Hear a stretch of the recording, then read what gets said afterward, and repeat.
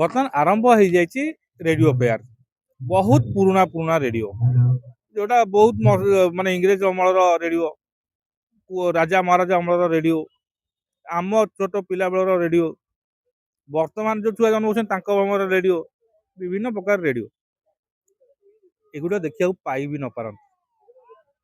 Radio fair ପଡିଛି କିନ୍ତୁ ଏଗୁଡିକ ଦେଖିବା ପାଇ ବି ନ ପାରନ୍ତି, ବୋଧ ହୁଏ ବହୁତ କମ୍ ପାଇବେ।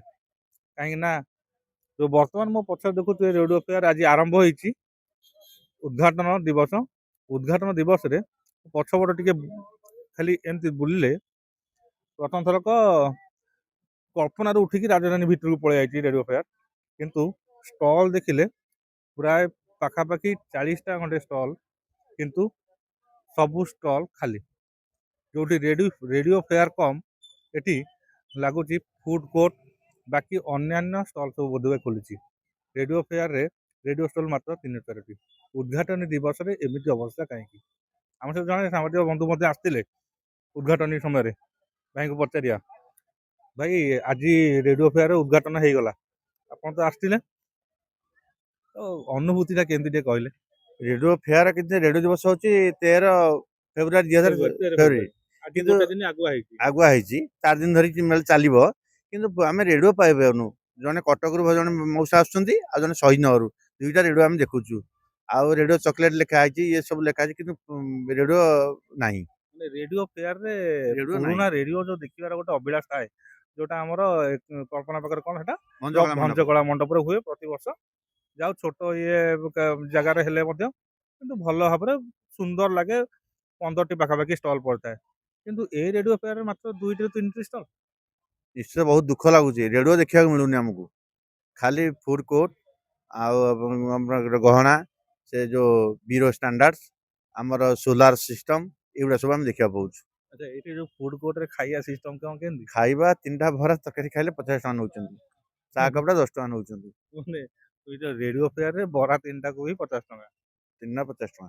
ଆଚ୍ଛା, ତାମାନେ କଣ ଏଟା ଖାଲି ଷ୍ଟଲ୍ ପଇସା ଉଠେଇବା କଥା? ଷ୍ଟଲ୍ ପଇସା ବି ଏଇଟା କରିଛନ୍ତି। ଆଉ ବୋଧେ ଗଭର୍ଣ୍ଣମେଣ୍ଟ ପାଖରୁ ଗୋଟେ ଲ୍ୟାଣ୍ଡ ମାନେ ଲିଜରେ ନିଆଯାଇଛି 10 ଦିନ, 3 ଦିନ କି 4 ଦିନ। 4 ଦିନ ବି ଏଟା ପଇସା ଦେବେ, ସେମାନେ ପଇସା ଦେବେ, ଏଇଠି କୋଉ ଦେବେ ନା। ଆଚ୍ଛା, ଭାଇ ଆମର ଘରୁ ଆଇଲା ଗୋଟେ ବଡ ବ୍ୟାଗ ଆଣିଥିଲେ।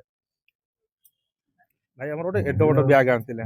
ମୁଁ ଫାଷ୍ଟ ଦେଖିକି ଭାବିଲି ବୋଧେ ଭାଇ ବୋଧେ ରେଡିଓ ଫେୟାରରୁ ରେଡିଓ 2-4ଟା ଖଣ୍ଡେ କିଣିକି ନେବେ, କିନ୍ତୁ ଭାଇ ଏଇ ବ୍ୟାଗରେ ଆକ୍ଚୁଆଲି କଣ ଆଣିଥିଲେ? ଆଉ ଗୋଟେ ଟେପ୍ ଆଣିଥିଲେ ସଜେଇବାକୁ, କିନ୍ତୁ ମାନେ ମନା କରୁଛନ୍ତି ନା ସଜେଇ ହବନି। ଆଉ ଆମ ପାଖରେ କିଛି ଜିନିଷ ନାହିଁ।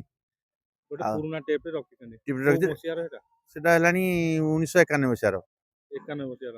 ମାନେ ଭାବନ୍ତୁ 91 ମସିହାର ମୋର ସେମିତି ଗୋଟେ ଅଛି ମୋ ପାଖରେ ଗୋଟେ ରେଡିଓ, ଯୋଉଟା କି ପାଖାପାଖି 84 ମସିହାର, 84 ନା 82 ମସିହାର, ମୋ ବାପାଙ୍କର ବାହାଘର ସମୟର। ତ ଏମିତି ଗୋଟେ ଗୋଟେ ପୁରୁଣା ସ୍ମୃତିକୁ ଆମ ପାଖରେ ଯେତେବେଳେ ଅଛି, ଆମେ ତାକୁ ନିହାତି ଯଦି ବନ୍ଦ ହେଇଯାଇଛି ଆମେ ସଜାଡ଼ି ଦେବାକୁ ଚାହୁଁ। ଏଇ ରେଡିଓ ଫେୟାରରେ ଯେହେତୁ ପୁରୁଣା ରେଡିଓ ସବୁ ଆଣିଥାନ୍ତି କିମ୍ବା ଟେପ୍ ଆଣିଥାନ୍ତି, କିନ୍ତୁ ସେଟା ବି ଅଭିଳାଷ ପୂରଣ ହଉନି। ଶହୀଦନଗର ଗୋଟେ ସଂସ୍ଥା, ମୁଁ ତାଙ୍କୁ ଦେଖେଇଲି, ସେ ମତେ ଡାଇରେକ୍ଟ ମନା କଲେ, ନାଇଁ ଆସନ୍ତି, ପଳା ପଳା ପଳା। ମୁଁ କହିଲି ମଉସା ଏମିତି କଣ ବ୍ୟବହାର? ରେଡିଓ ଫେୟାର ହଉଛି, ରେଡିଓ ଟିକେ କଣ ଟିକେ ଦେଖିବ, ତାପରେ ଆମେ ଆଜି ହଉ କାଲି ହଉ ସଜେଇବା। ତାପରେ କଟକରୁ ଜଣେ ମଉସା ଆସିଥିଲେ, ସେଇ ରାଜି ହେଲେ ଟିକେ ଦେଇଥାନ୍ତୁ, ମୁଁ ଆଉ କରିକି 2 ଦିନ ଲାଗିବ କରିକି ଦେବି। ମାନେ ଏତିକି ବି ନାହିଁ। ହେଇପାରୁନାହିଁ। ଆଉ କଣ ଅଧିକ ଆଶା ରଖିବା? ରେଡିଓ ଫେୟାର ଆମର ଏଇଟା ଏକାମ୍ର ହାଟରେ ହିଁ ଜଣା ପଡିଛି, କିନ୍ତୁ ଏଥରକ ଭଞ୍ଜକଳା ମଣ୍ଡପରୁ ଏକାମ୍ର ହାଟକୁ ଆସିଲା ପରେ ଏମିତି ଯେ ଅନୁଭୂତି ମିଳିବ ସେଇଟା କେବେ ଆଶା ନଥିଲା। ଦେଖାଯାଉ, ଆଜି ତ ଆରମ୍ଭ, ହୁଏତ ଆଗକୁ ଆହୁରି 3 ଦିନରେ କାଳେ ରେଡିଓ ଫେୟାରର ସଂଖ୍ୟା ବଢିପାରେ। ରେଡିଓ ଫେୟାରରେ ଅଧିକାଂଶ ଯୋଉ ରେଡିଓ ପୁରୁଣା ରେଡିଓ ସବୁ ଥାଏ, ହୁଏତ ସିଏ ଆସିପାରନ୍ତି, ଏ ଷ୍ଟଲ୍ ଗୁଡ଼ିକ ପୂରଣ ହେଇପାରେ। ଆଜ୍ଞା, ଆପଣ ଟିକେ କହିବେ କି ମାନେ ଏଇ ଯୋଉ ରେଡିଓ ଫେୟାରକୁ ନେଇକି କଣ କେମିତି ଦେଖୁଛନ୍ତି? କହୁନାହାନ୍ତି ଟିକେ। ହଉ ଆଜ୍ଞା, ତ କହୁନାହାନ୍ତି ଭାଇନା, ଆପଣ ବୁଲିବାକୁ ଆସିଛନ୍ତି ନା ବୁଲିବାକୁ ଆସିଛି। ବୁଲିବାକୁ ଆସିଛନ୍ତି? ହଁ। କୋଉଠୁ ଆସିଛନ୍ତି ବୁଲିବାକୁ? ମୁଁ ଆସିଛି ଲକ୍ଷ୍ମୀ ସାଗରରୁ ଆସିଛି। ମୁଁ radio fair 9th edition to serial ଦେଖୁଛି। ଗତ 2-3ଟା କେବଳ ଭଞ୍ଜକଳା ମଣ୍ଡପରେ ହଉଥିଲା, ଏଥର ଦେଖିଲି ଏଠି ଏକାମ୍ର ହାଟରେ ହେଇଛି, ସେଥିପାଇଁ ମୁଁ ଆସିଛି ଏଠି ବୋଲି। ଭାବିଲେ ଆପଣ ଏତେ ବର୍ଷ ହେଲା ଦେଖୁଛନ୍ତି, ଏଇଟା ହେଲା 12 ହେଇଗଲା, 9, 10, 11, 12, 4ଟା ହେଇଗଲା। ଏଇ ଯୋଉ 4 ବର୍ଷ ପରେ ମାନେ ଏଇ ଯୋଉ 12ତମ ରେଡିଓ ଫେୟାରର ଅବସ୍ଥାଟା ଦେଖିକି କେମିତି ଲାଗୁଛି ଆପଣଙ୍କୁ? ନାଇଁ, ଆଜି ତ ପ୍ରଥମ ଦିନ, ଆଉ ସେଠିକା ମାହୋଲ ଅପେକ୍ଷା ଏଠିକାର ସ୍ପେସ୍ ଟିକେ ଅଧିକ। ମତେ ଲାଗୁଛି ତାଠୁ ବି ଅଧିକ ପବ୍ଲିକ ଆସିବେ, ଯେହେତୁ ଗୋଟେ ଏକ୍ଜିବିସନ ଗ୍ରାଉଣ୍ଡ। ଭଞ୍ଜକଳା ମଣ୍ଡପଟା ଗୋଟେ ୱାନ୍ ସାଇଡ ହେଇଯାଉଥିଲା, ତ ସେଠିକି ଗୋଟେ ସାଇଡ ଭଳି ହେଇଯାଉଥିଲା, ସ୍ପେସ୍ ବି କମ ରହୁଥିଲା। ଏଠି ଯେହେତୁ ଲାର୍ଜ ସ୍ପେସ୍ ଅଛି, ଆଉ ମୁଁ ଆଶା କରୁଛି ଆସିବେ, ବହୁତ ଦର୍ଶକ ଆସିବେ, ଯେହେତୁ ଆଜି ପ୍ରଥମ ଦିନ। ଦର୍ଶକ ଆସିବେ, ହଁ। ଆପଣ ବି ଆସିଛନ୍ତି, ଆମେ ବି ଆସିଛୁ, ଆମ ଭଳି ଆହୁରି ଅନେକ ଲୋକ ବି ଆସିବେ, ଆମେ ତ ରେଡିଓ କିନ୍ତୁ ଆସିକି ଦେଖିବେ କଣ?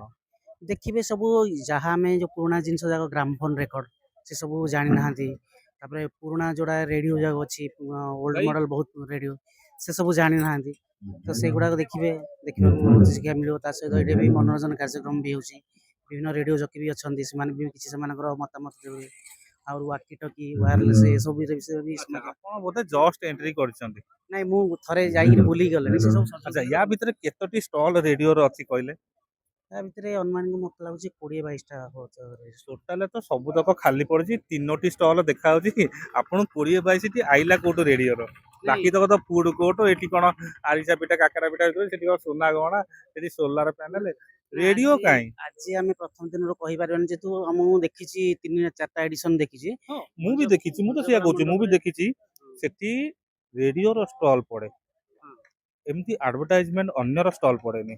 ରେଡିଓ ଫେୟାରରେ ରେଡିଓ କମ୍, ଏଠି ବରା ଆଳୁଚପ, ସେ ପାମ୍ପଡ଼ ବିସ୍କୁଟ, ସୋଲାର, ଏମିତି ଆଡଭର୍ଟାଇଜମେଣ୍ଟ ଜିନିଷ, ଗହଣା ଦୋକାନ। ରେଡିଓରେ ଗହଣା କେମିତି ସମ୍ଭବ? ନା, ସେଇଟା ବି ତ ଆଶ୍ଚର୍ଯ୍ୟ ଲାଗୁଛି। ମୁଁ ଯେତେବେଳେ ପ୍ରଥମେ ଆସିଥିଲି, ଏବେ ଅଧଘଣ୍ଟା ପୂର୍ବରୁ ଆସିଥିଲି, ମୁଁ ଦେଖିଲି ଯେ ମାନେ କେତେ ଗୋଟେ ଅନ୍ଧାର ବି ପଡିଛି, ଷ୍ଟଲ ଯାକ ଖୋଲିନି।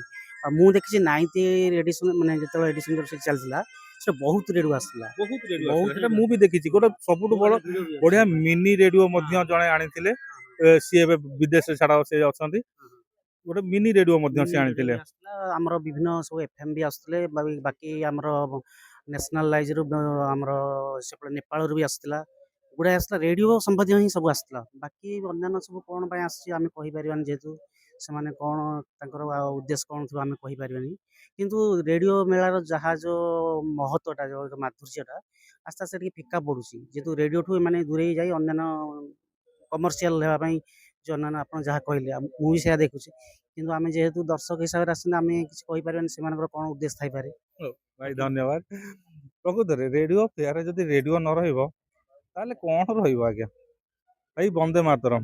ଭାଇ ଆମକୁ, ଆମ ଭାଇଙ୍କୁ ଆପଣ ସମସ୍ତେ ଦେଖିଥିବେ, ଭାଇ ଆମର ସବୁବେଳେ ତିରଙ୍ଗା ତାଙ୍କର ମୁଣ୍ଡ ଉପରେ ଥାଏ, ସ୍ଲୋଗାନଟି ଦଉଥାନ୍ତି।